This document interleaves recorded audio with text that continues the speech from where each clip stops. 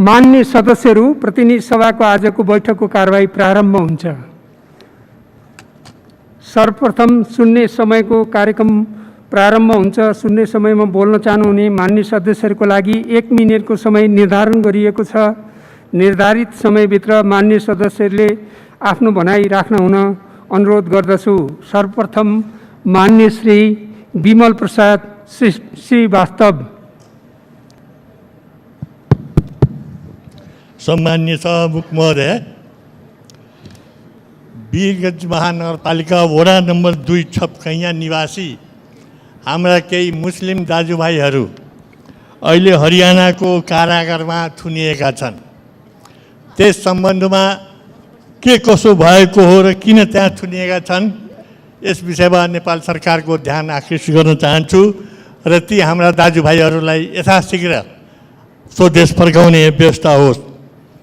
साथसाथै नेपाल फुटबल सङ्घका अध्यक्ष कर्मा छिरिङ शेर्पाजीले नेपाली समाजमा विभेदको बिर्जारोपण गरेको बुझिएको छ।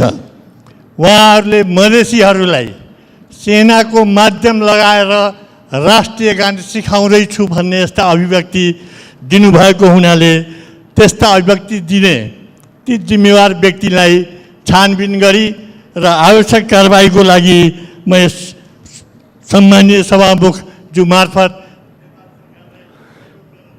माननीय श्री विमला नेपाली।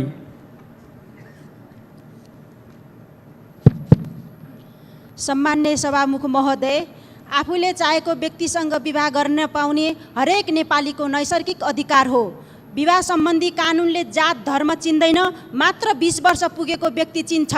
तर विडम्बना कथित गैर दलित युवतीसँगको अन्तर्जातीय प्रेम सम्बन्धका कारण गत शनिबार राति रुकुम पश्चिम चौरझारी नगरपालिका वडा नम्बर 8 सोतीमा जाजरकोट भेरी नगरपालिका 4 राणा गाउँका नवराज विकको मृत्यु भएको खबरले विक्षिप्त बनाएको छ।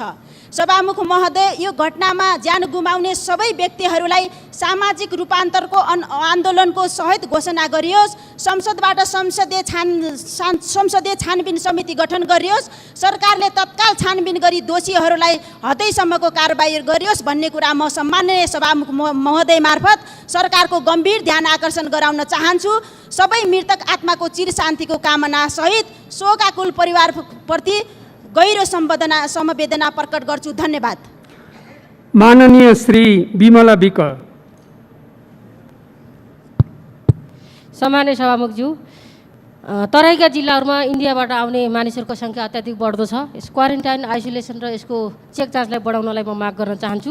त्यसै गरी बर्दिया जिल्लामा मात्र 2000 इन्डियाबाट आएका मानिसहरू हुनुहुन्छ, शङ्कास्पद मानिसहरू। उहाँहरूको चेक जाँचको व्यवस्था गर्न कठिन छ। यसतर्फ म ध्यान आकर्षण गर्न चाहन्छु। बर्दिया जिल्लाको मात्रै सन्दर्भमा कुरा गर्दा 10,000 भन्दा बढी मानिसहरू 1 महिनामा इन्डियाबाट आउने कुरा छ, आइरहेको अवस्था छ। यसलाई परीक्षण गर्ने भिटिएम र आरडिटी र पिसिआर लगायतका सामग्रीहरूको अभावले अत्यन्त समस्या छ। यसतर्फ ध्यान आकर्षण गर्न चाहन्छु। सामान्य सभामुखज्यू, बर्दिया जिल्लामा पछिल्लो चरणमा कोरोना पोजिटिभहरूको सङ्ख्या बढ्दैछ। बाँकेमा कोरोना विशेष अस्पताल घोषणा गरे पनि बाँकेको सङ्ख्या बढ्दै जाँदा त्यसले त्यही व्यवस्थापन गर्न कठिन छ। त्यस कारणले गर्दा बर्दिया जिल्लामा कोरोना विशेष अस्पताल बनाउनको लागि म हार्दिक अनुरोध गर्न चाहन्छु नेपाल सरकारलाई। त्यसै गरी सामान्य सभामुखज्यू, स्थानीय तहहरूमा बजेटको अभाव भइसक्यो। यदि केन्द्रमा जम्मा भएको बजेटहरू तल गएको छैन भन्ने गुनासो आइरहेको छ। पालिकाहरूले आफ्नो बजेटहरू खर्च गर्ने हो भने कुन शीर्षकबाट कसरी खर्च गर्ने हो, केन्द्रीय सरकारको तर्फबाट स्पष्ट खुलाएर पठाइदिनुको लागि समेत म माग गर्छु। धन्यवाद। मान्य श्री भरत कुमार शाह। सम्मान्य सभामुख महोदय, यो अहिले धानको बिउ राख्ने समय भइसकेको छ र 300% बढीसम्ममा धानको बिउहरू ब्ल्याकमा बेचिरहेको छन् र भारतबाट 20-30 किलो केही गरी ल्याएको किसानहरूलाई पनि पुलिसले जाजाती गर्ने, दुःख दिने एकदम प्रवृत्ति बढेको छ। यो रोकियोस्। र अर्को कुरा, यो क्वारेन्टाइन जो नगरपालिका गाउँपालिकामा छन् त्यो अत्यन्त गुणस्तरीय छन्। 42 डिग्री सेल्सियसमा पङ्खा छैन, खानेपानी शुद्ध छैन र खाना पनि दिएको छैन र क्वारेन्टाइनबाट सब भागिरहेका छन् त्यहाँ बसेका मान्छेहरू। र थर्ड कुरा, अहिले युरोप, अमेरिका र भारतमा पनि लकडाउनहरू बिस्तारै खुग्लो गरिएको अवस्था हो र हाम्रो अर्थतन्त्र साह्रै नै बिग्रिसकेको अवस्था छ। यसमा केही पुनर्विचार गर्नुपर्छ कि भन्ने माग गर्छु। धन्यवाद। माननीय श्री भवानी प्रसाद खापुङ। सम्माननीय सभामुख महोदय, लकडाउन अगाडि विभिन्न ठाउँका मानिसहरू बिरामी उपचारको लागि, नातागोताको निम्ता मान्न, काजक्रिया बिहे बर्खीको निम्ता मान्नका लागि घर छोडेकाहरू घर जान पाएका छैनन्। ठुल्ठुला सहरमा पढ्नको लागि र मजदुरी गर्नका लागि आएका मानिसहरू फर्किन पाएका छैनन्। तिनीहरू भोकभोकै मर्ने स्थिति छ र गाउँमा खेतीको समय सुरु भएको छ र खेती गर्न उनीहरू घर जान पाएका छैनन् र उनीहरूलाई आफ्नो घरमा जाने व्यवस्था मिलाउनको लागि म सरकारसँग माग गर्दछु। धन्यवाद। माननीय श्री भीमसेन दास प्रधान। सम्माननीय सभामुख महोदय, कोरोना भाइरसको सङ्क्रमण दिनादिन बढ्दैछ र काठमाडौँका नाकाहरू राम्रोसँग सिल भएको छैन। रातभर मान्छे आवत गर्ने गरेको सुन्न पाएको छ र अहिले काठमाडौँ महानगरपालिका लगायत 11वटा नगरपालिकामा क्वारेन्टाइनको व्यवस्था गर्यो सरकारले। सभामुख मार्फत भन्न चाहन्छु र अहिले काठमाडौँको भ्रिकुल मण्डप अवस्थित एक्सपो हलमा 100 बेड क्वारेन्टाइन बनाओस् र साथसाथै सेनासँग रहेको मिलिट्री अस्पतालको भवन, त्रिचन्द्र अस्पताल, वीर अस्पतालको नयाँ भवन र दरगाह स्कुललाई क्वारेन्टाइन र आइसोलेसनको व्यवस्था गरियोस् र समयमै हामीले यो कुरा व्यवस्था गर्न सकेनौँ भोलि महामारी आउँदा हामी रोक्न सक्दैनौँ। यो कुरा सरकार ध्यान जाओस्। धन्यवाद। माननीय श्री भैरव बहादुर सिंह।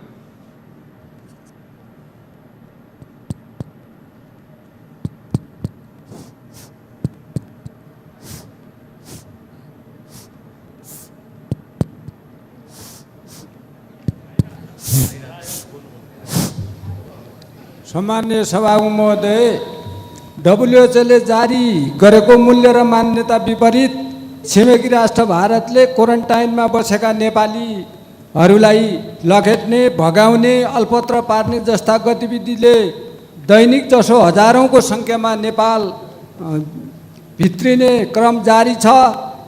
जिल्लामा निर्माण गरिएका जिल्लामा निर्माण गरेका क्वारेन्टाइनहरूको अभाव सृजना भएको छ।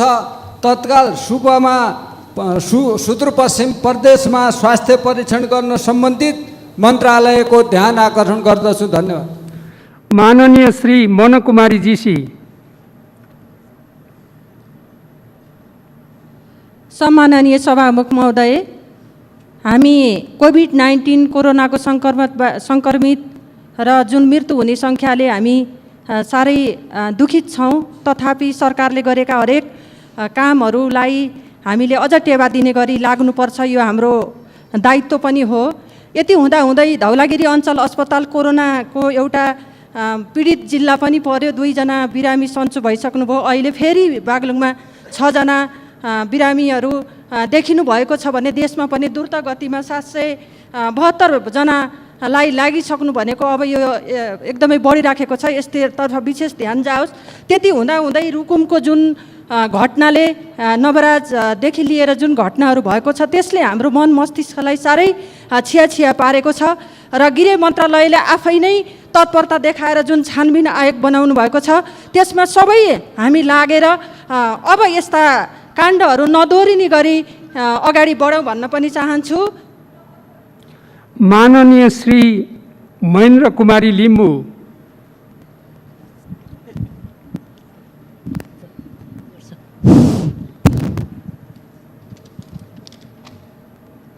सम्माननीय सभामुख महोदय, जुन रुकुम जिल्लाको जातीय भेदभाव तथा छुवाछुपको विषयबाटै 3 जनाको ज्यान गएको र 3 जना बेपत्ता भएको, साथै 5 जना गम्भीर घाइते हुने गरी साङ्घातिक आक्रमण र नरसंहारको घोर भर्त्सना गर्दछु। साथै निष्पक्ष छानबिनको लागि सर्वदलीय संसदीय छानबिन समिति गठन गर्न सभामुख समक्ष माग गर्दछु र जुन मृतकहरूप्रति श्रद्धाञ्जली पनि अर्पण छु र सभामुख महोदयको साथै आदरणीय गृहमन्त्रीज्यूलाई म के अनुरोध गर्छु भने निर्मला पन्थको जस्तो हुन्छ छानबिन भनेर यो ढुस्स नहोस् र तुरुन्तै सर्वदलीय समिति बनाउनु माग गर्छु। धन्यवाद। जय नेपाल। मान्य श्री महेश्वर जङ गहतराज अथक। सम्माननीय सभामुख महोदय, विश्वव्यापी महामारीको रूपमा फैलिएको कोरोना भाइरसले बाँके जिल्लालाई एक किसिमले तहस नहस जस्तो बनाएको अवस्था छ। हालसम्म बाँके जिल्लामा मात्र 154 जनाको सङ्क्रमित छन्, 1 जनाको मृत्यु भइसकेका छ र खुसीको कुरा 22 जना निको भएर फर्केका छन्। सरकारले सीमित स्रोत साधनका बावजुद कोरोना नियन्त्रण सम्बन्धी गरिएको पहल कदमी सकारात्मक छ।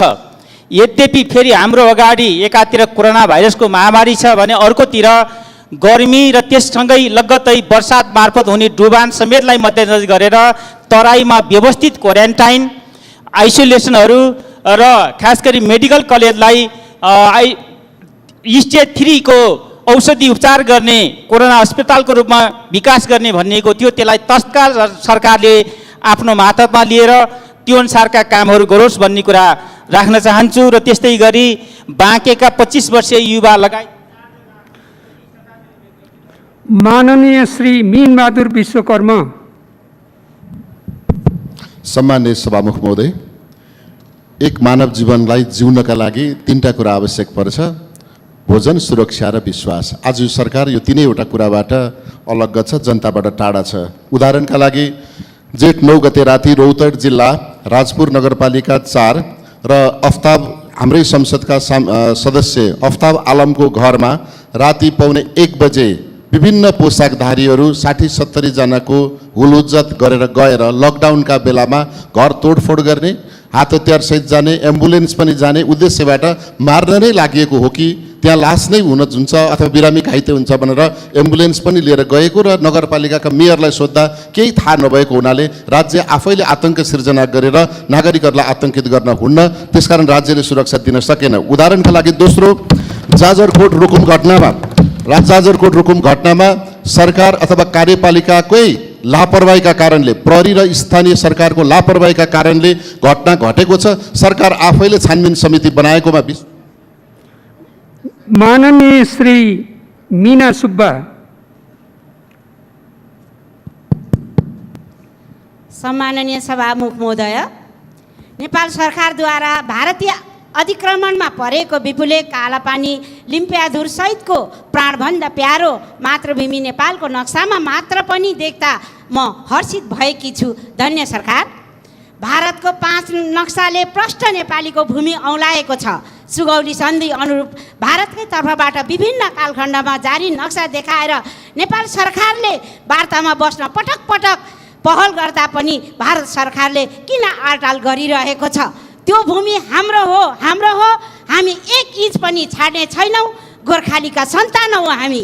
हाम्रो भूमि फिर्ता गर्न खुट्टा नकमाइकन उच्च स्तरीय कूटनीति गठन गरी, टोली गठन गरी अगाडि बढ सरकार।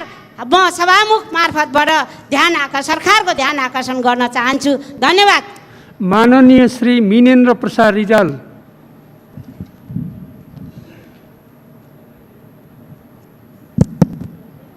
सम्माननीय सभामुख महोदय, प्रधानमन्त्रीले बोलाउनु भएको सर्वदलीय बैठकले संविधान संशोधन प्रस्ताव सबै दलको सहमतिमा छिटो प्रक्रियाबाट पारित गर्ने निर्णय भयो भन्ने सुन्यौँ।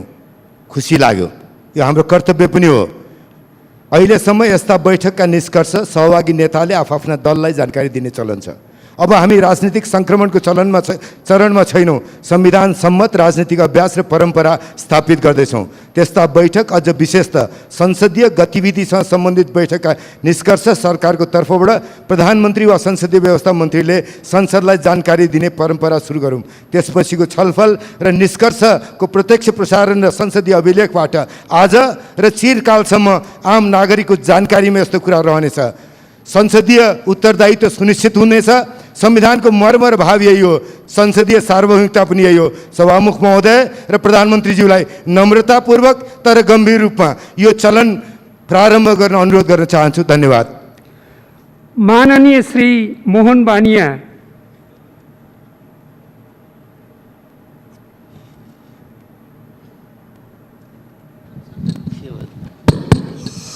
सम्माननीय सभामुख महोदय, सर्वप्रथम सम्माननीय प्रधानमन्त्री केपी शर्मा ओली नेतृत्वको सरकारलाई म विशेष धन्यवाद दिन चाहन्छु। सदियौँदेखि क्षेत्रीय प्रभुत्ववादी भारतले अतिक्रमण गर्दै आएको लिपुलेक, लिम्पियाधुरा लगायत कालापानी क्षेत्रलाई चाहिँ आफ्नो राष्ट्रिय नक्सामा सामेल बनाएर नक्सा प्रकाशित गर्न सफल भएको हुनाले एकदम चाहिँ हर्षले चाहिँ एकदम गदगद भएका छौँ नेपालीहरू। वास्तवमा यही सदनमा, गरिमामय सदनमा राष्ट्रिय सार्वभौमिकता, राष्ट्रिय अखण्डता, राष्ट्रियतालाई चाहिँ एउटा धरौटीमा राखेर एउटा अलिकति पनि राष्ट्रको माया नमानेर अभिव्यक्ति दिने चाहिँ मान्य सांसदहरू पनि यहीँ उपस्थित हुनुहुन्छ। मलाई लाग्छ म शर्मिन्दा भएको छु। कृपया उहाँहरूले यो आफ्नो वचन, आफ्नो बोली फिर्ता गर्नुहोस्, चेन्ज गर्नुहोस्, राष्ट्रको लागि माया गर्नुहोस् र राष्ट्रको एउटा चाहिँ गौरव र राष्ट्रको एउटा गौरवान्वित हुने खालको चाहिँ नेपाली जनतालाई अभिभूत एउटा चाहिँ माननीय श्री यज्ञबहादुर बोगटी।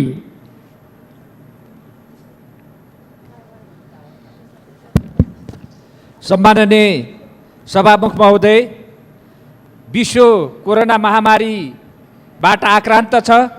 त्यही सन्दर्भमा हाम्रो अछाम जिल्लाबाट धेरै हजारौँ अछामी दाजुभाइहरू भारतमा गएर रोजीरोटी गर्ने अवस्थामा आज त्यो महामारीका कारण जिल्ला फर्कनु पर्ने परिस्थिति भएको छ।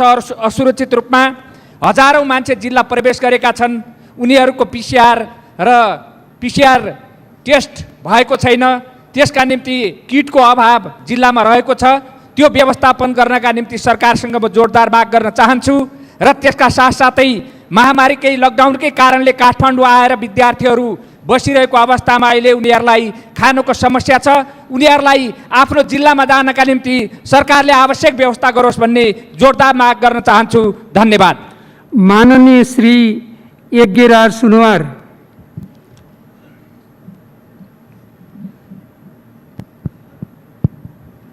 सम्माननीय सभामुख महोदय, बर्सातको समय सुरु हुन लागेको छ। खास गरिकन कोरोना भाइरसको सङ्क्रमितको सङ्ख्या बढेसँगै यसको त्रास पनि भत्तै बढेको छ। स्वाभाविक रूपमा यो बर्सातको समय भएको कारणले, आउन लागेको कारणले खाद्य सामग्री, निर्माण सामग्री र औषधि लगायतको ढुवानीमा सहज हुने सरकारी निर्णय भए पनि आज पनि सहजता भइरहेको छैन। र यस बिचमा खास गरिकन बजारमा कृत्रिम अभाव खडा गरेर कालो बजारीमा रमाउनेहरूको चलखेल बढ्न सक्दछ। यसतर्फ सरकारको समयमा ध्यान जाओस्। धन्यवाद। माननीय श्री यशोदा गुरुङ सुवेदी। सम्माननीय सभामुखज्यू, गत जेठ गते रुकुम चौरजारी भेरी किनारमा भएको पाशविक हत्याको घटनाको जति निन्दा गरे पनि पुग्दैन। सो घटनाको अति राजनीतिकरण हुँदाखेरि दोषीले सजाय नपाउने र पीडितले न्याय नपाउने स्थिति हुन जान्छ। तसर्थ म दोषी उप कडा कारबाहीको माग गर्न चाहन्छु र अति राजनीतिकरण नहोस् भन्ने कुरामा सतर्क रहन म सरकारको ध्यान आकर्षण गर्न चाहन्छु। सम्माननीय सभामुखज्यू, यो समय नेपालको मुख्य खेती धान खेतीको समय हो। कोरोनाको कहरले थिचिएका किसानहरू मल र बिउको अभावमा छटपटिरहेको अवस्था छ। तसर्थ म कोरोनाबाट मुक्त कोरोनाबाट राहत दिनको लागि र किसानलाई दुखेको घाउमा मलमपट्टी लगाउनको लागि उनीहरूलाई मल र बिउको उपलब्ध गराएर खेती। माननीय श्री रङ्गमती साई।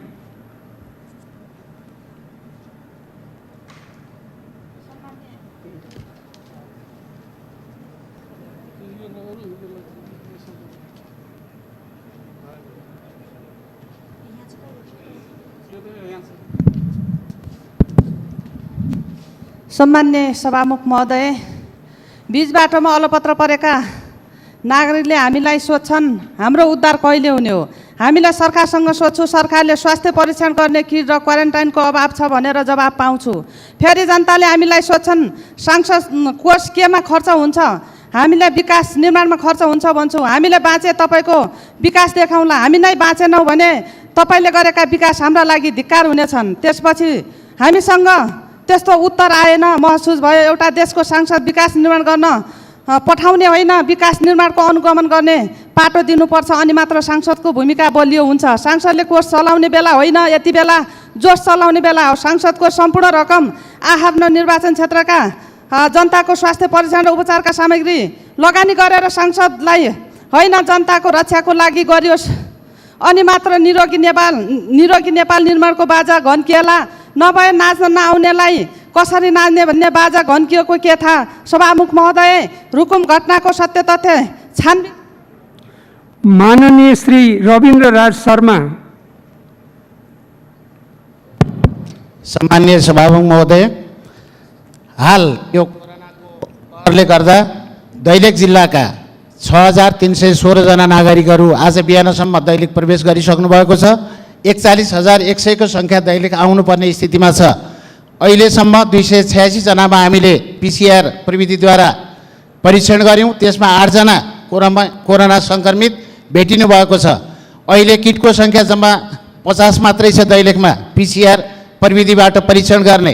त्यसकारण म दैलेख जिल्ला अहिले पनि छिट्टो कुनै नयाँ कदम चालिएन भने यो कोरोनाको ठुलो महामारीमा फस्न सक्छ। त्यसैले दैलेख जिल्ला अस्पतालमा PCR प्रविधिबाट परीक्षण गर्ने मेसिन तत्काल जडान गरियोस्, किट उपलब्ध गराइयोस् र ती धेरैभन्दा धेरै जनताको स्वास्थ्य परीक्षणलाई छिटो दायरामा ल्याउने कदम चालियोस् भनेर सरकारसँग माग गर्दछु।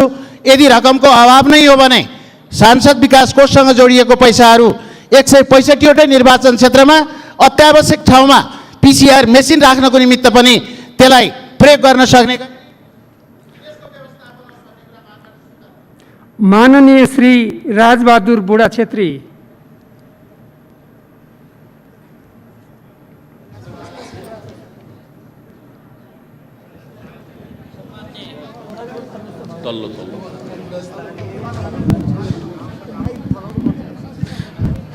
सम्माननीय सभामुखज्यू, अलि थोरै गल्ती भएछ।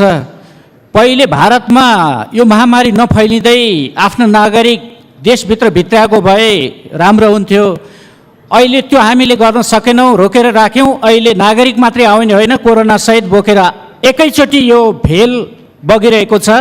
धेरै नाकाहरूमा हजारौँको दरले देश भित्रिएका छन्। यसबेला व्यवस्थापन गर्न गाह्रो भएको छ। स्थानीय सरकार र स्थानीय प्रशासनलाई हम्मे परेको छ। एकातिर बजेटको समस्या छ, अर्कोतिर जनशक्ति व्यवस्थापन गर्न भौतिक सुविधाको कारणले गाह्रो भइरहेको छ। त्यसैले केन्द्र सरकार र प्रदेश सरकारले स्थानीय तहलाई आवश्यक रकमको तुरुन्त व्यवस्था गरिनुपर्छ ताकि आफ्नो सिमानामा आएका जनतालाई आफ्नो स्थानीय तहसम्म ओसार पसार गर्न सजिलो हुन्छ। साथसाथै क्वारेन्टाइनको व्यवस्था गर्न सजिलो हुन्छ, खानको व्यवस्था गर्न सजिलो हुन्छ। त्यो अहिले रकमको अभाव भएको कुरा धेरै ठाउँबाट आइरहेको छ। माननीय श्री राजेन्द्र कुमार केसी। सभामुख महोदय, म स्वास्थ्य मन्त्रीजीको ध्यान आकर्षण गर्न चाहन्छु। काठमाडौँ क्षेत्र नम्बर 10 मा चन्द्रगिरी नगरपालिका, दक्षिणकाली नगरपालिका र कीर्तिपुर नगरपालिका पर्दछ। हालै RDT टेस्ट गर्दाखेरि चन्द्रगिरी नगरपालिकामा 56 जना सङ्क्रमित फेला पर्यो र हामीले त्यसलाई क्वारेन्टाइनमा राख्यौँ र 5 दिनपछि हेर्दा PCR मा केही पनि देखिएन। त्यसका यो RDT प्रविधि भन्ने गलत प्रविधि हो, जसलाई WHO ले पनि रिकमेन्ड गरेका छैन, WHO को नेपाल रिप्रेजेन्टेटिभले पनि गरेको छैन, नेपाल हेल्थ रिसर्च सेन्टरले पनि गरेको छैन। फेरि स्वास्थ्य मन्त्रीजी त्यो RDT नै किनेर जनतालाई किन अलबलमा पार्नुहुन्छ, त्यसको मलाई जवाब चाहियो। PCR हो यसको चाहिँ, PCR यसको अन्तिम विकल्प हो। त्यसकारण कन्ट्याक्ट टेस्टिङ गरेर PCR तिर जान म अनुरोध गर्न चाहन्छु। जनतालाई भुलभुलैयामा राखेर 56 जना अत्यन्त आतंकित भयो, रुवाबासी भयो। 5 दिनसम्म PCR को चाहिँ रिजल्ट आएन र 6औं दिनको दिन तिमीहरू मुक्त छौ भन्दा समाज कति आतंकित भयो होला। यस्तो अविश्वसनीय कुरामा किन स्वास्थ्य मन्त्रीजी। माननीय श्री राजेन्द्र प्रसाद गौतम।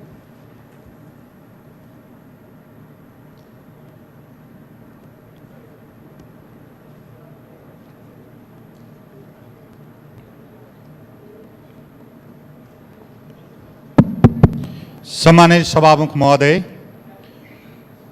संक्रामक कोरोना भाइरसको रोकथाम गर्न गरिएको देशव्यापी लकडाउन भएको आज 65 दिन पुग्दैछ। यो अवधिमा सार्वजनिक यातायात, कल कारखाना, विद्यालय, निजी सरकारी कार्यालय बन्द रहँदा सामाजिक र आर्थिक जीवन ठप्प छ। आर्थिक वृद्धिको यो सङ्कुचनले सबैभन्दा बढी निम्न वर्ग चेपुवामा परेको छ। हुँदा खाने र हुने खानेको बिचको खाडल गहिरिँदो छ। यो पृष्ठभूमिमा पनि क्लास डिभाइड अर्थात् वर्गीय विभाजन प्रष्ट देखिएको छ। समाजमा विद्यमान विभेद असमानताले निर्धोलाई बढी प्रभावित गरिरहेको छ। कोरोनाको महामारीले पनि त्यसलाई नै बढी प्रभावित गरेको छ। 72 सालको महाभूकम्पमा पनि 3% गरिबी बढेको थियो। यो सामाजिक आर्थिक विभेद र असमानता हटाउन जोखिममा रहेका वर्गका लागि विशेष कार्यक्रम ल्याउन सरकारसँग जोरदार माग गर्दछु। धन्यवाद। माननीय श्री रामबहादुर विष्ट। सम्माननीय सभामुख महोदय, भारतलाई ब्रिटिस उपनिवेशबाट मुक्ति दिलाउन स्वतन्त्र सङ्ग्रामको लडाईँ भारत छोडो आन्दोलनमा नेपालीहरूको महत्त्वपूर्ण भूमिका रहेको इतिहास छ। भारतीय भूमि सुरक्षाका लागि गोर्खाली सैनिकको रूपमा हजारौँ नेपालीहरू काम गरिराखेको यथार्थ सबैलाई थाहा छ। नेपालले यति ठुलो गुण लगाएको ऋण तिर्नु त कता हो कता, उल्टै भारत सरकारले महाकाली, लिपुलेख र लिपियाधुरा समेत गरी 335 वर्ग किलोमिटर क्षेत्र अतिक्रमण गरी मुखमा राम बगलीमा छुराको सिद्धान्त लागू गर्न भारत सरकारलाई लाज लागेन। यसको म घोर निन्दा गर्दछु। सरकारले सीमा विवाद जस्तो राष्ट्रिय मुद्दामा प्रमुख प्रतिपक्ष र आम जनताहरूको साथ पाइराखेको यो अवस्थामा कूटनीतिक क्षेत्रमा सरकार कति सफल कति असफल भयो भन्ने कुरा सरकारको लागि परीक्षणको घडी हुनेछ। मौकाको फाइदा उठाई कूटनीतिक पहल गरी आफ्नो देशको भूमि सुरक्षित राख्न सरकारले तदारुकता देखाओस् भनी ध्यान आकृष्ट गर्न चाहन्छु। हवस्, धन्यवाद। माननीय श्री रेखा कुमारी।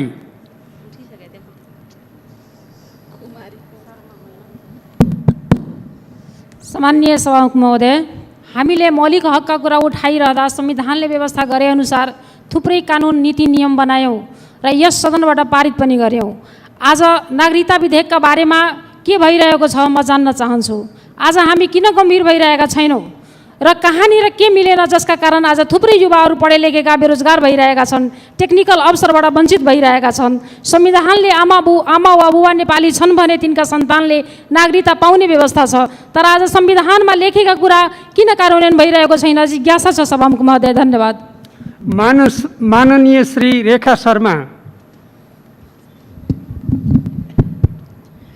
सम्माननीय सभामुख महोदय, नेपाली जनताले लामो समयदेखि माग गर्दै आएको भारतद्वारा अतिक्रमित भूमि लिम्पियाधुरा, लिपुलेख र कालापानीलाई नेपालको नक्सामा समावेश गरियोस् भन्ने मागलाई हालसालै सरकारले सम्बोधन गरेको छ। यसका लागि म नेपाल सरकारलाई हार्दिक धन्यवाद दिन चाहन्छु र अहिले यसको पूर्ण कार्यान्वयनको लागि छिटोभन्दा छिटो संविधानको संशोधनको प्रस्ताव संसदमा प्रस्तुत गरियोस् र भारतसँग कूटनैतिक वार्ता र छलफल गरी भूमि प्राप्तिका लागि सम्पूर्ण उपायहरूको अवलम्बन गरियोस् भन्ने चाहन्छु। सभामुख महोदय, देश यति बेला कोरोना भाइरसबाट आक्रमण छ, सङ्क्रमितको सङ्ख्या दिन प्रतिदिन बढिरहेको छ। भारतबाट स्वदेशमा आउने हजारौँको सङ्ख्यामा नेपालीहरू आइरहनु भएको छ। चेक जाँच लगायतका क्वारेन्टाइन र आइसोलेसन वार्डहरू व्यवस्थित हुन नसक्दा स्थिति भयावह बन्दैछ। तसर्थ यो स्थितिलाई नियन्त्रणमा लिन तुरन्त स्वास्थ्य सामग्रीहरू पठाउन र आइसोलेसन वार्ड र क्वारेन्टाइनलाई व्यवस्थित गर्न प्रदेश र स्थानीय तहसँग समन्वय गरी प्रक्रियालाई अगाडि बढाउन नेपाल सरकारसँग आग्रह गर्दछु। धन्यवाद। माननीय श्री रेणुका गुरुङ। सम्माननीय सभामुखज्यू, सन् 1816 मा नेपाल र अङ्ग्रेज बीच सुगौलीको सन्धिमा नेपालको भूभाग पूर्व मेचीदेखि पश्चिम महाकालीसम्म निर्धारित भयो, भारतसँग होइन। त्यसको ठिक 129 वर्षपछि सन् 1945 को दोस्रो विश्वयुद्धपछि अङ्ग्रेजले आफूले जितेको उपनिवेशहरूलाई स्वतन्त्र गर्न थाले। सन् 1947 मा भारत पनि स्वतन्त्र भयो र जवाहरलाल नेहरू प्रथम प्रधानमन्त्री भए। इस्ट इन्डिया कम्पनीका लर्ड माउन्टबेटनले नेपालका प्रधानमन्त्री श्री 3 मोहन शमशेरलाई तिम्रो देशले जितेको भूभाग फिर्ताको मागको निवेदन महारानी एलिजाबेथ द्वितीयलाई देऊ भन्दा मोहन शमशेर मौन बसे। अत her majesty the queen is still alive. बेलायतकी महारानीले हाम्रो ग्रेटर नेपालको पूर्व टिस्टादेखि पश्चिम काङ्गडा सतलजसम्मको भूभागलाई हामीलाई फिर्ता गर्नु छ। सामान्य सभामुखज्यू मार्फत नेपाल सरकारलाई ग्रेटर नेपाल फर्काउनको लागि क्वीन एलिजाबेथलाई निवेदन पठाउन जोरदार माग गर्दछु। धन्यवाद। माननीय श्री लक्ष्मी कुमारी चौधरी।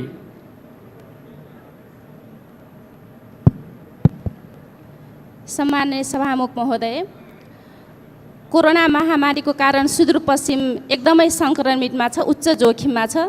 किनभने भारतबाट दैनिक जसो हजारौँ सङ्ख्यामा भारतबाट नेपाली नागरिकहरू आइरहेको छन्। त्यसैले यसको परीक्षणको लागि के अरे पिसिआर विधि नै एकदम उत्तम विधि भएकोले यसको परीक्षणको दायरा पिसिआर माध्यमबाट नै सबै जिल्लाहरूमा एकदम व्यवस्थित रूपमा पठाउनको लागि म नेपाल सरकारको ध्यान आकर्षण गर्न चाहन्छु।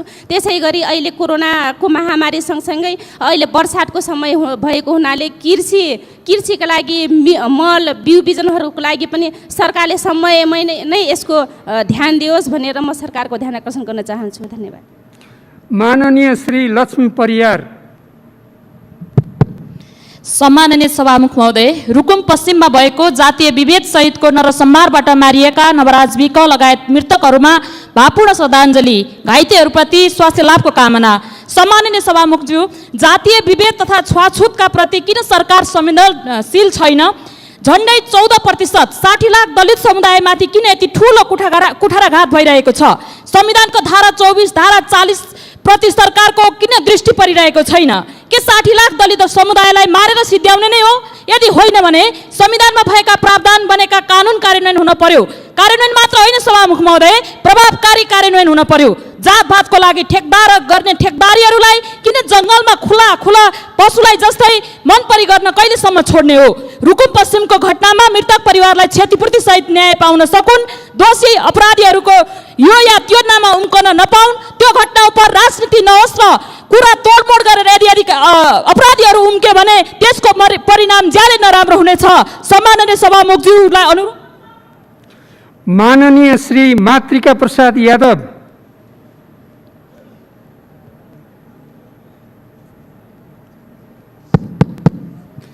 सम्माननीय सभामुख महोदय, आज कोरोनाले चाहिँ विश्व नै चपेटामा परेको छ र हाम्रो व्यवस्थापन भइपरि आउने जस्तो व्यवस्थापन हो।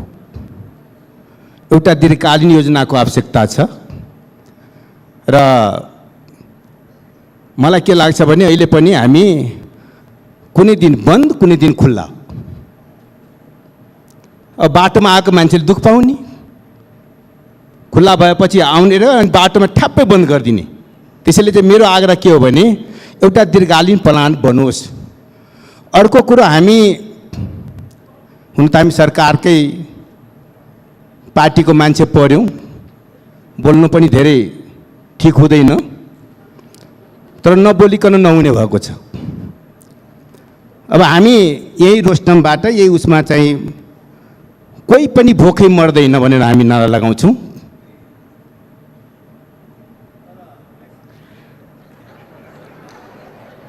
मान्य सदस्यहरू, अब प्रतिनिधि सभाका सचिव श्री गोपालनाथ योगीलाई राष्ट्रिय सभामा उत्पत्ति भएको नेपाल विशेष सेवा विषयक 2076 का सम्बन्धमा राष्ट्रिय सभाबाट प्राप्त सन्देश टेबल गर्न अनुमति दिन्छु।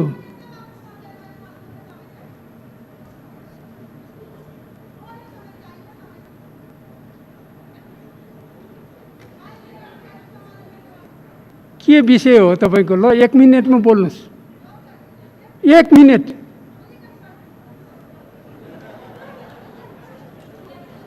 माइक आएको छैन, माइक आएपछि सुरु गर्छु। सम्माननीय सभामुख महोदय, कुरा रौतहटको हो। रौतहटमा कोरोना संक्रमित बढेर अहिले 72 जना पुगेको छ। त्यसैले रौतहट जिल्ला उच्च जोखिममा रहेको र भारतबाट आउनेहरूको सङ्ख्या पनि एकदम बढी भएर अनि आउनेहरूको चाहिँ क्रम पनि जारी नै रहेको छ सम्माननीय सभामुख महोदय। र त्यसै गरी रौतहट जिल्लामा 26वटा क्वारेन्टाइन छन्। 26वटा क्वारेन्टाइनमा एउटा मात्र क्वारेन्टाइनमा चाहिँ राम्रो व्यवस्था WHO को मापदण्ड अनुसार व्यवस्था भए तापनि 25वटा क्वारेन्टाइन भने चाहिँ एकदम अव्यवस्थित रहेको अवस्था छ सम्माननीय सभामुख महोदय। त्यसै गरी खानपानको व्यवस्था त्यहाँ राम्रो छैन। त्यहाँ क्वारेन्टाइनमा बस्नेहरूलाई चिउरा र दालमोट दिएको छ सम्माननीय सभामुख महोदय। यो कसले हेर्ने हो? कसको जिम्मामा हो? त्यसै गरी सम्माननीय सभामुख महोदय, सामाजिक दूरीको पनि त्यहाँ एकदम राखिएको छैन सामाजिक दूरी। र त्यसै गरी म आफ्नो व्यक्तिगत कुरा गर्दाखेरि चाहिँ मैले रौतहट जिल्लाको सिडिओ साहेब भन्छु म यहीँबाट। सिडिओ साहेब वासुदेव घिमिरेलाई फोन गर्दाखेरि फोन नउठाएको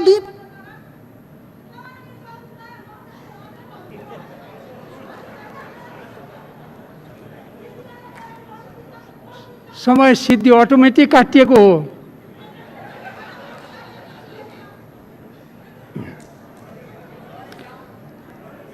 मान्य सदस्यहरू, अब कानुन न्याय तथा मानव अधिकार समितिका मान्य सभापति श्री कृष्णभक्त पोखरेललाई कानुन न्याय तथा मानव अधिकार समितिको वार्षिक प्रतिवेदन 2077 पेश गर्न अनुमति दिन्छु।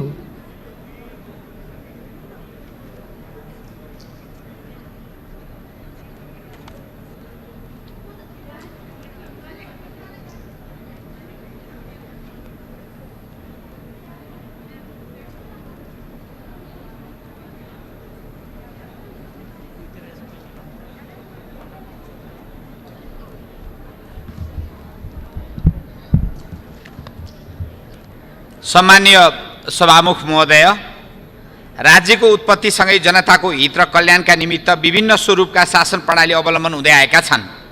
राज्यले अवलम्बन गर्ने शासन प्रणालीमा समयानुकूल परिवर्तन आए तापनि मानिसको नैसर्गिक र जन्मसिद्ध अधिकारको रूपमा रहेको मानवाधिकारको सम्मान, संरक्षण र परिपूर्ति सम्बन्धी दायित्व राज्यको नै रहेको छ। बहुदलीय प्रतिस्पर्धात्मक सङ्घीय लोकतान्त्रिक गणतन्त्रात्मक संसदीय शासन प्रणालीको सुनिश्चित गरिएको नेपालको संविधानमा लोकतन्त्रको संस्थागत विकासका लागि मानवाधिकारको संरक्षण र सम्वर्धन गर्दै विधिको शासन कायम गर्ने कुरालाई विशेष जोड दिएको छ। हामीले अवलम्बन गरेको शासन प्रणालीमा शक्तिको सर्वोच्च स्रोत नेपाली जनतामा निहित रहेको छ। सार्वभौम सत्ता सम्पन्न जनताको मतबाट निर्वाचित जनप्रतिनिधिहरूले प्रतिनिधित्व गर्ने वैधानिक थलो संसद हो। संविधानको सर्वोच्चता, विधिको शासन, नागरिक स्वतन्त्रता, मौलिक अधिकार, पूर्ण प्रेस स्वतन्त्रता, स्वतन्त्र निष्पक्ष र सक्षम न्यायपालिका, आबाधिक निर्वाचन जस्ता लोकतन्त्रका मूलभूत मान्यतालाई आत्मसात गर्दै यो समिति कानुन निर्माणमा कटिबद्ध रहेको छ। नेपालको संविधानको धारा 97 र प्रतिनिधि सभा नियमावली 2075 को नियम 170 बमोजिम प्रतिनिधि सभा अन्तर्गत गठन भएका 10 वटा विषयगत समिति मध्ये यस समितिको कार्यक्षेत्रभित्र कानुन, न्याय तथा संसदीय मामला मन्त्रालय, न्याय परिषद, न्याय सेवा आयोग, महाधिवक्ता कार्यालय र मानव अधिकार रहेको छ भने नियमावलीको नियम 175 मा यसको काम कर्तव्य अधिकार तोकिएको छ। सभामुख महोदय, व्यक्तिको जन्मसिद्ध, नैसर्गिक, अविभाज्य, प्राकृतिक, विश्वव्यापी र अहरणीय अधिकारको रूपमा रहेको मानवाधिकारको संरक्षण, सम्वर्धन र परिपूर्ति गर्ने दायित्व राज्यको भएको हुँदा सो सम्बन्धमा यस समितिले मानवाधिकारको उल्लङ्घन हुन नदिन सरकार र सम्बन्धित पक्षलाई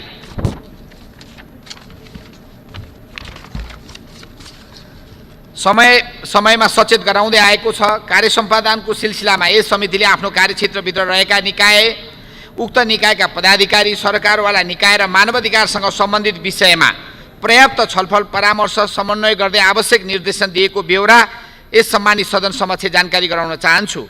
यस प्रतिवेदनको अवधिभर समितिका 15 वटा बैठक बसी नियमित र अन्य समसामयिक विषयमा छलफल भएको बेहोरा समेत अवगत गराउन चाहन्छु।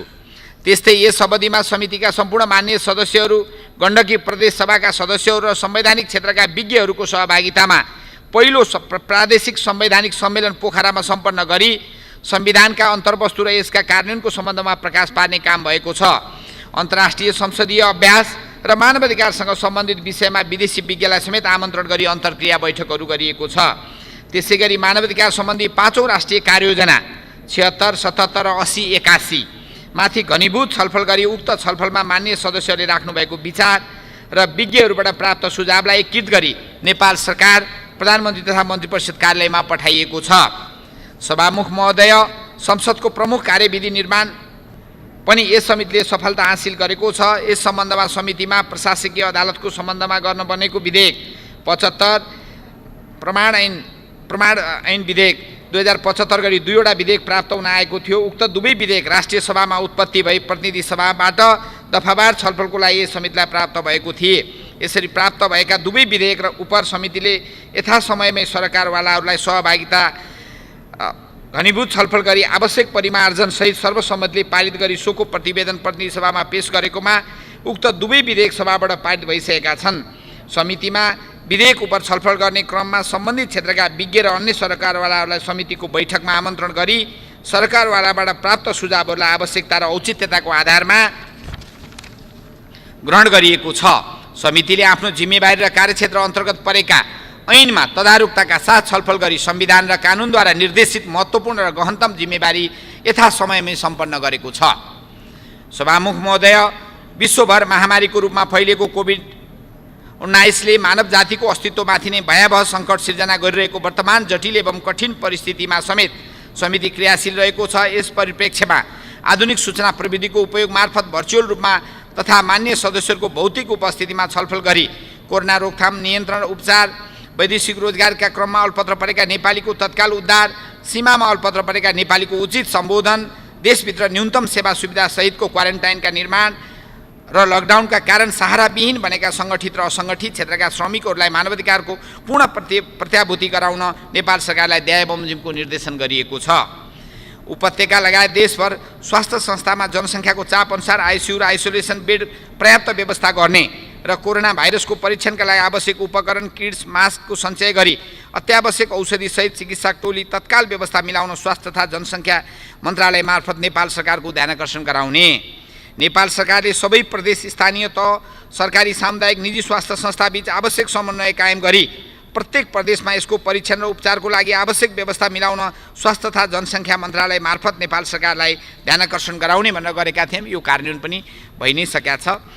प्रत्येक स्वास्थ्य संस्थामा विशेषज्ञ चिकित्सक टोलीको स्वास्थ्य परीक्षण र उपचारमा संलग्न चिकित्सकहरूको उच्च मनोबल र विशेष सुरक्षाको सुनिश्चितता गर्न र स्वास्थ्य तथा जनसङ्ख्या मन्त्रालय मार्फत नेपाल सरकारलाई ध्यानकर्षण गराउने।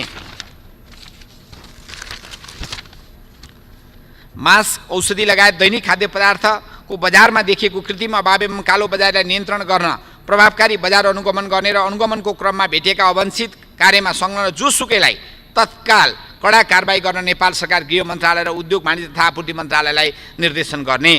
क्षमताभन्दा बढी कैदीबन्दी रहेकोमा कारागारमा कोरोना भाइरसको उच्च जोखिम हुने हुँदा कारागारको क्षमताभन्दा बढी कैदी भएकोमा हटाउनेतर्फ विद्यमान कानुनको कार्यान्वयन गरी वा थप कानुनी प्रावधान गरी प्रबन्ध गरी व्यवस्थापन गर्ने र कारागारमा तत्काल हुन सक्ने जोखिम न्यूनीकरणको प्रयास गर्न गृह मन्त्रालयलाई निर्देशन गर्ने। कोरोना भाइरसको जोखिम बढ्दै गइरहेको अवस्थामा नागरिकको खान पाउने हक, स्वास्थ्य उपचारको हक जस्ता मौलिक हकको वञ्चित हुने अवस्था सिर्जना भएकाले नागरिकको उक्त हकको पूर्ण सुनिश्चितता गर्न र विपदको घडीमा राहत पाउने नागरिकको मौलिक हक भएकाले नागरिकको मौलिक हकको रक्षा गर्न गृह मन्त्रालय मार्फत नेपाल सरकारको ध्यानकर्षण गराउने। विदेशमा अलपत्र परेका नेपाली नागरिकको हकमा आफ्नो देशमा फर्कन चाहने नागरिकलाई अहिले बसेकै ठाउँमा बस्न सक्ने सहज वातावरण बनाउन वा घर फिर्ता गर्ने तर्फको कार्ययोजना निर्माण गरी तत्सम्बन्धी कार्य तत्काल अगाडि बढाउन गृह मन्त्रालय मार्फत नेपाल सरकारको ध्यानकर्षण गराउने। विपद व्यवस्थापन सम्बन्धी मौजुदा ऐन विपद व्यवस्थापन 2074लाई केन्द्रदेखि स्थानीय तहसम्म तत्काल कार्यान्वयन गरी दीर्घकालीन विपदका योजनाहरू समेत निर्माण गर्ने कार्यमा गृह मन्त्रालयलाई निर्देशन गर्ने।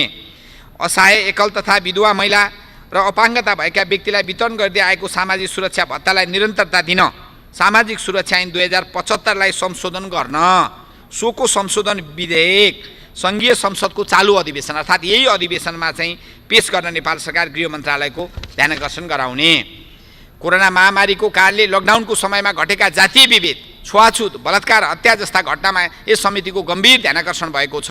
यस क्रममा धनकुटा, मोरङमा जिल्लाका दलित बालिकामाथि भएको सामूहिक बलात्कार, कपिलवस्तु र रुकुम पश्चिममा भएको जातीय भेदभाव, सामूहिक हत्या तथा व्यक्ति बेपत्ता, पाँथर जिल्लामा जबरजस्ती गराइएको गर्भपतन, कास्कीको पोखरामा दलित भएकै कारणले क्रियापुत्री भवन प्रयोग गर्न नदिएका लगायतका घटनाहरूको तत्काल छानबिन गरी दोषी उप कारबाहीको प्रक्रिया अगाडि बढाउन नेपाल सरकारलाई ध्यानकर्षण गराउने। कोरोना भाइरस विरुद्धको लडाइँमा सम्पूर्ण राजनीतिक दलहरूले देखाएको राजनीतिक एकता र प्रतिबद्धताको सराहना गर्दै सम्पूर्ण राजनीतिक दल र तिनका भातृ सङ्गठन, गैर सरकारी संस्था लगायत नागरिक समाजको संयुक्त प्रयासबाट जनचेतना अभिवृद्धिका कार्यक्रम बस्ती स्तरसम्म पुर्याउन आह्वान गर्ने।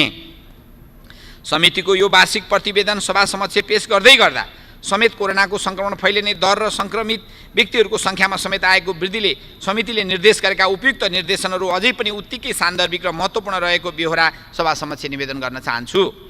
सभामुख महोदय, आगामी दिनमा विषयगत समितिलाई थप क्रियाशील र प्रभावकारी बनाउन समितिमा रहेका राजनीतिक दलका सदस्यहरूबीच थप सहकार्य र समन्वय हुनुपर्ने, छलफलका विषयमा दोहोरोपन हुन नदिन समिति सभापतिहरूसँग बैठकलाई नियमित गरी समिति समन्वयमा ध्यान दिनुपर्ने, समितिका मान्य सदस्य र कर्मचारीको क्षमता वृद्धि गर्नुपर्ने, समितिलाई आवश्यक पर्ने आधुनिक पूर्वाधार भौतिक स्रोत साधन व्यवस्था हुनुपर्ने, समिति र सरकार बीचको सम्बन्धलाई सुमधुर बनाई अगाडि बढ्नुपर्ने आवश्यकता महसुस भएको छ।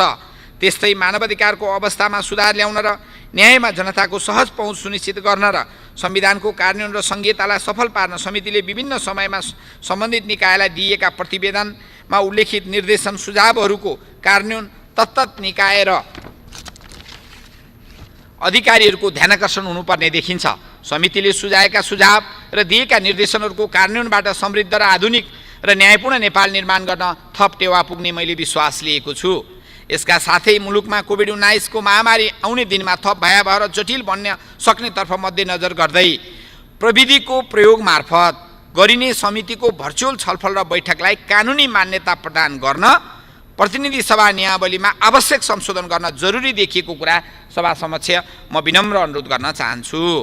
अन्त्यमा यस समितिको कार्य सम्पादनमा सहयोग पुर्याउनु हुने प्रतिनिधि सभाका सम्माननीय सभामुखज्यू, माननीय कानुन न्याय तथा संसदीय मामला मन्त्रीज्यू, सभा र समितिका मान्य सदस्यहरू, नेपाल सरकार र सम्बन्धित मन्त्रालय, आयोग, विभाग एवं निकायका पदाधिकारी, संघीय संसदका महासचिव, प्रतिनिधि सभाका सचिव, सचिवालयका सचिव र कानुन न्याय तथा मानवाधिकार समितिका सचिवालयमा कार्यरत सम्पूर्ण कर्मचारी, समितिलाई सहयोग पुर्याउनु हुने विज्ञहरू तथा समितिको काम कारबाहीमा विषयमा आम नागरिकलाई सुसूचित गर्ने सञ्चार जगतलाई समेत हार्दिक धन्यवाद दिन चाहन्छु। साथै कोरोना भाइरसको रोकथाम, नियन्त्रण र उपचारमा अग्रपङ्क्तिमा खटिनुभएका चिकित्सक, स्वास्थ्यकर्मी, सुरक्षाकर्मी, राष्ट्रसेवक कर्मचारी लगायत सबैको योगदानको उच्च सराहना गर्न चाहन्छु।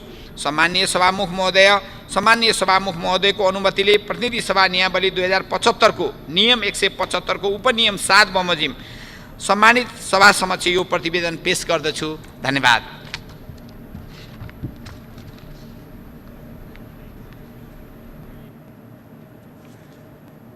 माननीय सदस्यहरू, अब शिक्षा तथा स्वास्थ्य समितिका माननीय सभापति श्री जयपुरी घरतीलाई मदन भण्डारी विज्ञान तथा प्रविधि विश्वविद्यालय विधेयक सम्बन्धी समितिको प्रतिवेदन 2076 पेश गर्न अनुमति दिन्छु।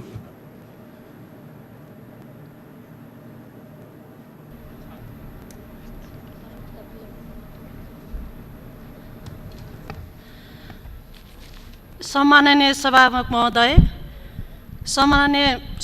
महोदय, प्रतिनिधि सभाको मिति 2076 भडौ 10 गतेको बैठकले मदन भण्डारी विज्ञान तथा प्रविधि विश्वविद्यालय सम्बन्धमा व्यवस्था गर्न बनेको विधेयक 2076 माथि प्राप्त संशोधनसहित दफार छलफलको लागि शिक्षा तथा स्वास्थ्य समितिमा पठाउने निर्णय गरेको थियो। समितिको मिति 2076 10-29 गतेको बैठकबाट विधेयकका सम्बन्धमा सैद्धान्तिक एवं दफार छलफल सुरु गरेको थियो। उक्त बैठकमा शिक्षा, विज्ञान तथा प्रविधि मन्त्रीज्यूबाट विधेयकको आवश्यकता र औचित्यबारे विस्तृत जानकारी दिने काम भएको थियो। विधेयकलाई व्यवस्थित र परिष्कृत बनाउनको लागि समितिका मान्य सदस्यहरू, विधेयकमाथि संशोधन पेश गर्नुहुने मान्य सदस्यहरू, माननीय शिक्षा, विज्ञान तथा प्रविधि मन्त्रीज्यू र विषय विज्ञहरूलाई आमन्त्रण गरी विधेयकमाथि दफार छलफल सम्पन्न गरेको थियो। यस अवधिमा समितिको 10 वटा औपचारिक बैठक र पटक पटक अनौपचारिक बैठक बसेको थियो। उक्त बैठकहरूमा जम्मा 16 घण्टा 40 मिनट समय छलफल गरेको थियो। समितिमा विश्वविद्यालयलाई विज्ञान तथा प्रविधिको क्षेत्रमा अध्ययन अनुसन्धान गर्न सक्षम जनशक्ति उत्पादन गर्न सक्ने लक्ष्यसहित व्यापक र गहन छलफल गरेको थियो। समितिको 2076 चैत 5 गते बसेको बैठकले मदन भण्डारी विज्ञान तथा प्रविधि विश्वविद्यालय सम्बन्धमा व्यवस्था गर्न बनेको विधेयक 2076 सर्वसम्मतिले पारित गरेको थियो। अन्त्यमा समितिको कार्य सम्पादनमा निरन्तर मार्गदर्शन गर्नुहुने सम्माननीय सभाज्यू, छलफलमा सहभागी भई सहयोग गर्नुहुने मान्य शिक्षा, विज्ञान तथा प्रविधि मन्त्रीज्यू, समितिमा उत्साहपूर्ण सहभागी भई विधेयक पारित गर्नुहुने समितिका माननीय सदस्यज्यूहरू र विधेयकमाथि संशोधन पेश गर्नुहुने मान्य सदस्यहरू, सङ्घीय संसदका महासचिव, प्रतिनिधि सभाका सचिव, सम्बन्धित मन्त्रालयका सचिव तथा कर्मचारीहरू, शिक्षा तथा स्वास्थ्य समितिका उपसमिति सचिव लगायत कर्मचारीहरू, सोके सचिवालयका कर्मचारीहरू, पत्रकार मित्रहरू एवं सम्बन्ध सरकारवालाहरू लगायत सबैलाई धन्यवाद दिन चाहन्छु। सम्माननीय सभामुखज्यू, अब म मदन भण्डारी विज्ञान तथा प्रविधि विश्वविद्यालय सम्बन्धमा व्यवस्था गर्नुभनेको विधेयक 2076 माथि छलफल गरी समितिबाट पारित गरिएको प्रतिवेदन प्रतिनिधि सभा नियमावली 2075 को नियम 120 बमोजिम यस सम्मानित सदन समक्ष पेश गर्छु। धन्यवाद।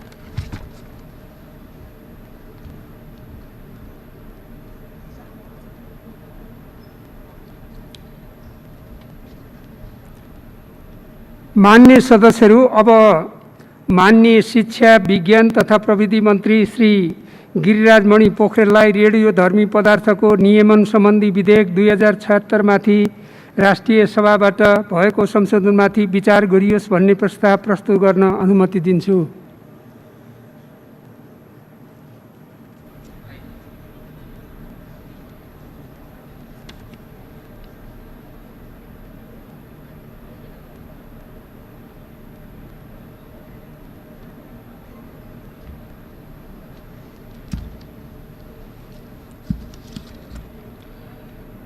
सम्माननीय सभामुख महोदयको अनुमतिले रेडियोधर्मी पदार्थको नियमन सम्बन्धी विधेयक 2076 माथि राष्ट्रिय सभाबाट भएको संशोधनमाथि विचार गरियोस् भन्ने प्रस्ताव प्रस्तुत गर्दछु। धन्यवाद।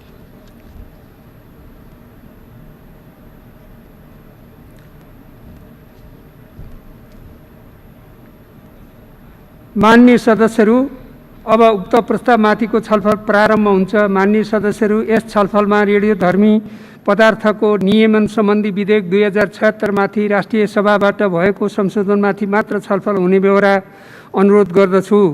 माननीय सदस्यहरू, उक्त छलफलमा भाग लिन चाहनुहुने माननीय सदस्यहरूले आफ्नो नाम 5 मिनेटभित्र सभामुखको डायससँगै बसेका कर्मचारीलाई लिखित रूपमा उपलब्ध गराइदिन हुन अनुरोध गर्दछु। छलफलमा भाग लिन चाहनुहुने प्रत्येक मान्य सदस्यलाई 3 मिनेटको समय निर्धारण गरिएको छ। सर्वप्रथम माननीय श्री प्रेम सुवाल।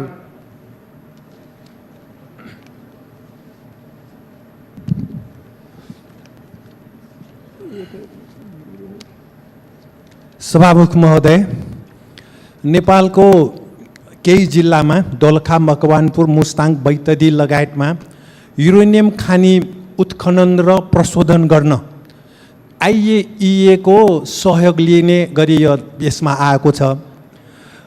IAEA भनेको अमेरिकी प्रभावको संस्था हो यो, र यसमा हाम्रो केही चल्दैन।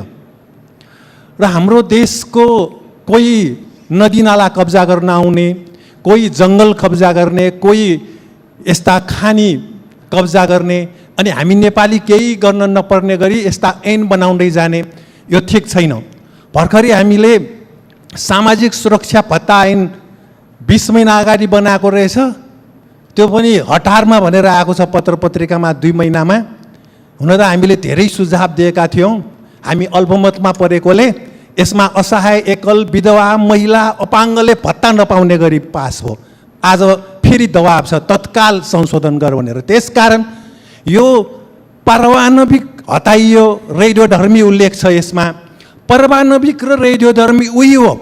यसको व्यवस्थापन गर्नलाई 500 मिटर भित्र खाल्डोमा गएर व्यवस्थापन गर्नुपर्ने, नचुइन गरी। नेपालको जियोलोजिस्टहरूले अध्ययन गर्दा हाम्रो तलतिरको रक चट्टान चाहिँ चिरा परेको हुनाले यसको व्यवस्थापन हुँदैन। खानी मात्र उत्खनन गर्ने अनि युरेनियम विदेश पठाउने, डलर कमाउने भनेर यसले पछि के हुन्छ, हावा, पानी, बिरुवा, मान्छे सारालाई समाप्त पार्छ। यो कोरोनाको बाजे हो, यति कुरा सरकारलाई थाहा हुनुपर्ने हो। त्यसकारण एउटा केमिस्टको प्राध्यापकले 2 पाना हेरेपछि यो विधेयक फालिदिनु भयो। यस्तो नचाहिने काम गर्ने, नपढिकन अगाडि बढ्ने भनेर। त्यसकारण यो यसरी अगाडि बढ्न मिल्ने खालको होइन। इराकमा हमला गरेको IAEA को कारण, त्यही IAEA को सहयोग लिनको लागि हामीले यो विधेयक लिँदैछौँ। इराकमा आणविक हतियार, जैविक हतियार छ भनेर IAEA ले रिपोर्ट दियो, त्यसपछि हानिदियो। अनि पछि त्यहाँ लाखौँ मान्छे मरिसकेपछि त्यहाँ त कुनै आणविक हतियार नै थिएन भनेर फेरि रिपोर्ट आयो। त्यसकारण कुनै विदेशी एजेन्सीको भरमा गर्ने होइन, हामीले आफ्नो खुट्टामा उभिने ढङ्गले अगाडि बढ्ने हो। हामी चाहिँ विषादी तरकारी रोक्न सक्दैनौँ। एम्बेसीबाट पत्र आएपछि हामी फटाफट स्वीकृति दिनुपर्ने यस्तो स्थितिको देश भएकोले हामीले पहिला आफूलाई बलियो बनाऊँ, यो विषय अध्ययन गरौँ, अनि पछि कस्तो आवश्यक छ हामीले आफ्नै खुट्टामा उभिएर आइएएसँग सहयोग नलिकन, प्रजाको कोरियाले त्यही गरेको छ, आइएएलाई पस्नै दिएन। त्यसरी हामी अगाडि बढौँ, यसलाई चाहिँ छलफल गर्नुपर्छ, पास गर्नु हुँदैन। धन्यवाद। माननीय श्री दिव्यमणि राज भण्डारी। सामान्य सभामुख महोदयको अनुमतिले यस विधेयकमा मेरा आफ्ना केही विचार राख्न चाहन्छु। हाम्रो नेवारीहरूमा एउटा कहावत छ, बेला न कुबेला बजिनेला।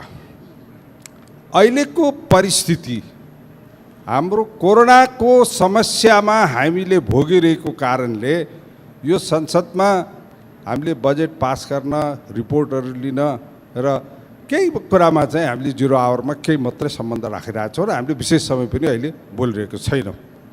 यस्तो अवस्थामा हामीले नगरी नहुने कुराहरूमा मात्रै हामी केन्द्रित भइरहेको बेला यो ब्याकडोरबाट यो विधेयक कहाँबाट आयो? अहिलेको अवस्थामा हामीले यो विधेयक पास गर्न सक्ने हामी क्षमता छैन हामीसँग। म सभामुख महोदय मार्फत म संसदमा के निवेदन गर्न चाहन्छु भने अहिलेको अन्तर्राष्ट्रिय परिस्थिति अनुसार कोरोनाले हामीलाई कहाँ पुर्याउँछ, के पुर्याउँछ र त्यसमा हामीले कसरी जोखिम हेर्नुपर्छ भन्ने कुरा आफ्नो ठाउँमा हुँदाखेरि हामीले यो न्युक्लियर बिल हेर्न सक्ने अवस्था छैन। म फेरि अर्को कुरा निवेदन गर्न चाहन्छु, आज हामीले एउटा पिसिआर टेस्टको व्यवस्था गर्न सक्ने अवस्था यो देशमा छैन। भ्रष्टाचारको गन्ध प्रशस्त आइरहेको छ भनिसकेपछि पूर्ववक्ता मान्यले भन्नुभयो जस्तो यो चाहिँ उखान गरेर आइसकेपछि कति भ्रष्टाचार बढ्ने हो र अर्को झन् ठुलो देशलाई घाट पर्ने कत्रो ठुलो करुणा आख्ने छिर्यो कोरोना आउने हो। त्यस कारणले मलाई के लाग्छ भने चाहिँ अहिलेलाई यो विधेयकलाई स्थगन गरौँ, समय आइसकेपछि परिस्थिति हुँदाखेरि त्यसबारेमा छलफल गरौँ र अहिलेको निम्ति यो कोरोनालाई कसरी भगाउने, यसको व्यवस्थापन कसरी गर्ने र यसको सँगसँगै अहिलेको हाम्रो बजेट पास कसरी गर्ने र बजेटमा छलफल गर्नेमा मात्रै राख्नु हुनुको निम्ति म अनुरोध गर्दछु। धन्यवाद।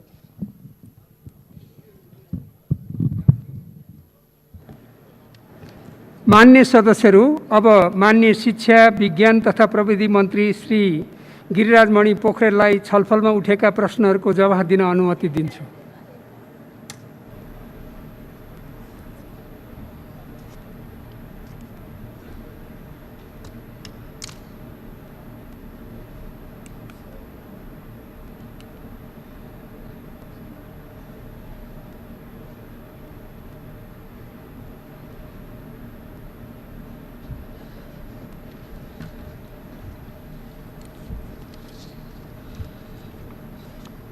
सम्मान्य सभामुखज्यू, मान्य सदस्यज्यूहरू, सबभन्दा पहिले त म यो विधेयकमा छलफलमा भाग लिने मान्यज्यूहरूलाई हार्दिक धन्यवाद दिन चाहन्छु। म यो विधेयकको सन्दर्भमा उठेका केही विषयलाई स्पष्ट पार्न चाहन्छु। नेपालमा आयनीकरण गर्ने विकिरणको प्रयोग धेरै समय अघिदेखि भइरहेको छ। विशेष गरी स्वास्थ्य क्षेत्रमा यसको उपयोग बढी मात्रामा भएको छ भने कृषि, पशु, उद्योग लगायतका क्षेत्रमा समेत प्रयोग भएको छ। देशमा सयौं एक्सरे सेवाहरू तथा थुप्रै रेडियोथेरापी सेवाहरू सञ्चालित छन् भने केही न्युक्लियर मेडिसिन सम्बन्धी सेवाहरू पनि प्रवाहमा छन्। यस्तो खालका सेवा प्रवाह गर्ने स्थानमा सयौं कर्मचारीहरू कार्यरत छन्। स्वास्थ्य क्षेत्रका सेवाहरूबाट हजारौं बिरामीहरूले सुविधा लिएका छन्। त्यसको वरिपरि सर्वसाधारणहरूको जीवन जोडिएको छ। विकिरणको असर तत्काल नदेखिए तापनि दीर्घकालीन असर गम्भीर हुन्छ।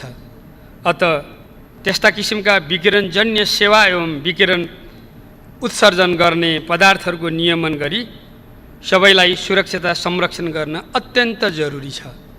हाल नेपाल सरकारले केवल पारमाणविक पदार्थको नियमन सम्बन्धी निर्देशिका 2072 का आधारमा यसलाई नियमन गर्दै आइरहेको छ। Nepal treaty on non proliferation of nuclear weapon पक्ष राष्ट्र भएको र सोसँग सम्बन्धित कम्प्रिहेन्सिभ सेफगार्ड एग्रिमेन्टमा समेत हस्ताक्षर गरेको परिप्रेक्ष्यमा पारमाणविक पदार्थको कानुनी व्यवस्थाद्वारा नियमन गर्नु नेपालको अन्तर्राष्ट्रिय दायित्वभित्र समेत पर्दछ। नेपालमा प्रस्तुत विषयसँग सम्बन्धित विशेष कानुन नभएकोले महत्त्वपूर्ण क्षेत्रमा यसको प्रयोगलाई विस्तार गर्न नसकिएको एकातर्फ छ भने अर्कोतर्फ देशभित्र रेडियोधर्मी पदार्थको उपयोग सुरक्षित रूपमा भइरहेको छ भने अन्तर्राष्ट्रिय जगतलाई विश्वास दिलाउने बलियो कानुनी आधार समेत रहेको छैन। यो पृष्ठभूमिमा पारमाणविक प्रविधि र आयनीकृत विकिरणको सुरक्षित र शान्तिपूर्ण प्रयोग, रेडियोधर्मी स्रोतहरूको सुरक्षा र संरक्षण, पारमाणविक पदार्थ, रेडियोधर्मी पदार्थ तथा संयन्त्रको अनधिकृत प्रयोग हुनबाट बचाई आयनीकृत विकिरणबाट पर्न सक्ने प्रतिकूल प्रभावबाट सर्वसाधारणको जीवधनको सुरक्षा तथा वातावरण संरक्षण गर्ने सम्बन्धमा आवश्यक कानुनी व्यवस्था गर्न वाञ्छनीय भएकोले नेपाल सरकारले सम्मानित सभा समक्ष पारमाणविक तथा रेडियोधर्मी पदार्थको सुरक्षित तथा शान्तिपूर्ण प्रयोग सम्बन्धमा व्यवस्था गर्न बनेको विधेयक प्रस्तुत गरेको बेहोरा माननीय सदस्यज्यूहरूलाई पुनः स्मरण गराउन चाहन्छु। सम्मान्य सभामुख महोदय, सुरुमा यो विधेयक सम्मानित सभामा पेश हुँदा पारमाणविक पदार्थको उपयोग नेपाल सरकारका साथै विभिन्न क्षेत्रले गर्न पाउने व्यवस्था समावेश भएको थियो।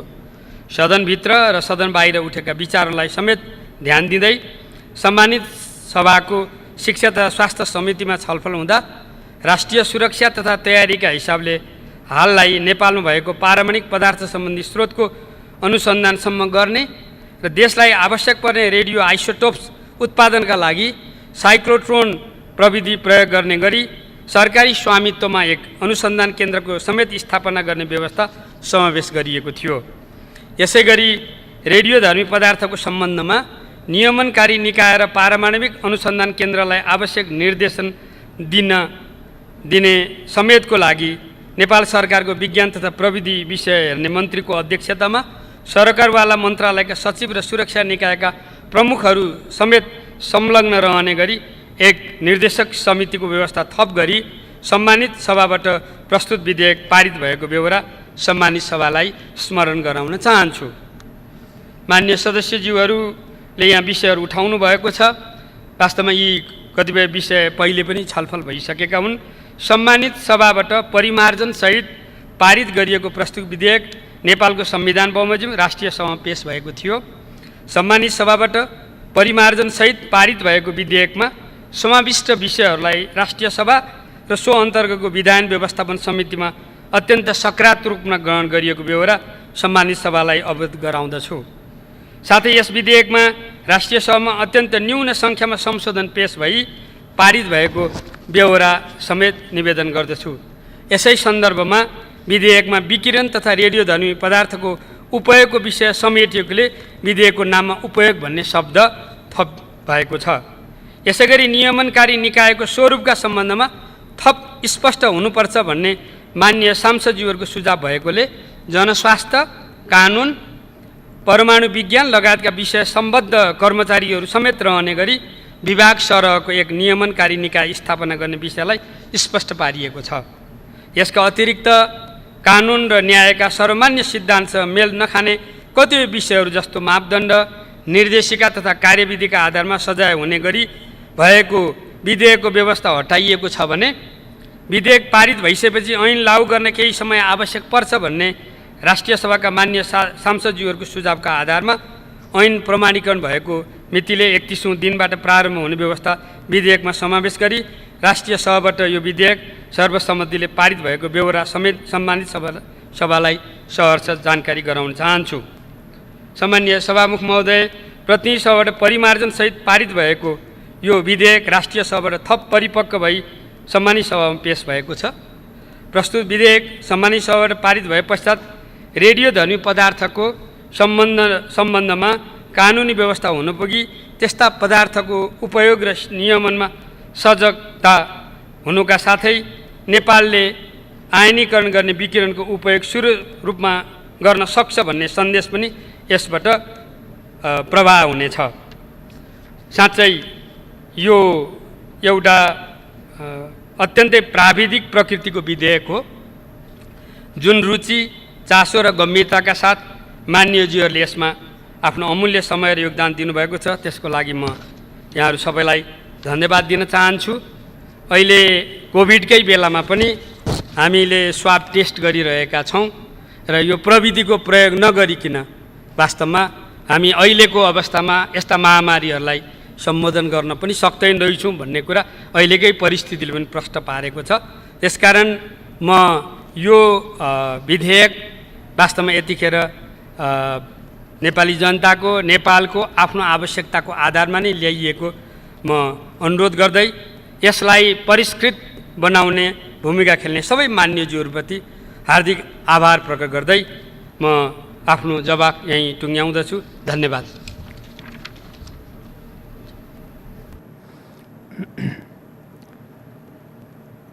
अब यो छलफल यहीँ समाप्त हुन्छ।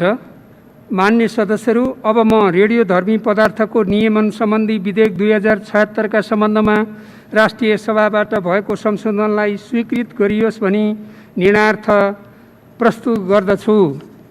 यो प्रस्तावको पक्षमा हुने मान्य सदस्यहरूले हुन्छ भन्नुहोला, यसको विपक्षमा हुने मान्य सदस्यहरूले हुन्न भन्नुहोला।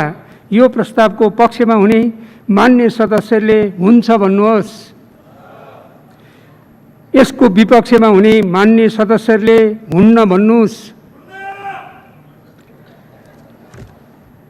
हुन्छ भन्ने पक्षका मान्य सदस्यहरूको बहुमत भएकोले रेडियोधर्मी पदार्थ उपयोग तथा नियमन विधेयक 2076 का सम्बन्धमा राष्ट्रिय सभाबाट भएको संशोधन बहुमतले स्वीकृत भएको घोषणा गर्दछु। मान्य सदस्यहरू, सार्थक वार्ता तथा संवाद मार्फत संसदलाई प्रभावकारी बनाउने सम्बन्धमा आवश्यक अध्ययन गरी सुझाव दिन प्रतिनिधि सभा नियमावली 2075 को नियम 177 बमोजिम मिति 2076 साउन 20 गते गठित अध्ययन तथा सुझाव संसदीय विशेष समितिको कार्यवधि समाप्त भएकोले उक्त समितिको कार्यवधि 6औं अधिवेशन अवधिसम्मका लागि थप गर्न सभाको सहमतिको लागि प्रस्ताव गर्दछु। उक्त कार्यवधि थप सम्बन्धी प्रस्तावलाई पारित गरिदिन हुन अनुरोध गर्दछु।